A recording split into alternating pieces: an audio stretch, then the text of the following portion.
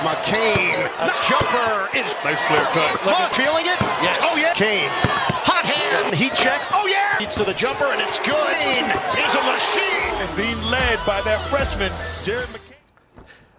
How you doing? Another one of our Holy Week devotionals for you. And we hope that you've been sharing, watching, enjoying. But I guess it really isn't all about enjoyment. But I tell you what is about enjoyment. For those of us who live in North Carolina and all across the country, really, this thing called March Madness. So Jill and I are glued to the TV and we're watching our brackets. I was at the top of our bracket, number one, for most of it until the very end, and I dropped to number two. And Jill can share with you where she is on that. But watching every single game, just clued in. And I'm so proud of us in North Carolina. I mean, nobody can take away. We are the home of basketball. 4 ACC teams, 3 of them. The only state that has 3 teams in the NCAA Sweet 16. And so we are just glued to that. And it's so much fun. And so I'm sure many of you are, and those of you who aren't basketball fans, we get that. But what do you do? What is it that you get glued to, that you enjoy? But now today we have been at Carolina, today we're here at Duke, and we're right outside Cameron Indoor Stadium.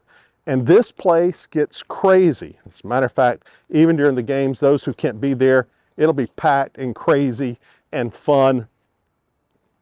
And as I was watching, Jill and I were watching games the other day. You know, when they're playing, those guys are playing, they're hot, they're tired, and the coach may say, hey, just go take a rest. You know, for me, it wouldn't be a rest. My rest would be an hour. They get 3 minutes at max, and they're sitting there, and he's handed a water bottle, and he turns and says, thank you so much.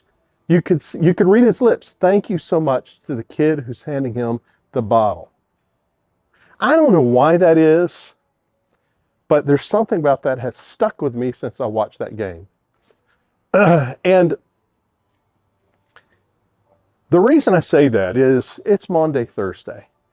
Jesus is having his last food intake. It's not, he didn't choose this menu. It's chosen for you for Passover. But the first thing he does, he gathers with his friends and he does something that the bottle manager does. The least person, the person nobody's paying any attention to, the person that nobody even, is even watching or cares about, really. The least of the servant would wash the people who came in to eat, wash their feet because they were dirty and dusty, and it was a way of showing hospitality. Well, what blew everyone's mind was the one who's having this dinner is all of a sudden turning and say, I'm going to wash your feet. I don't know why that kid with the water bottle and that unbelievable team player on that ACC team, that little exchange said something to me. Because that team player didn't have to say thank you so much, but he did. And the guy that handed him the water bottle, if he hadn't said anything, wouldn't have given it a second thought. So I guess the question for me is, as I think of Maundy, Thursday, what do I say to Jesus?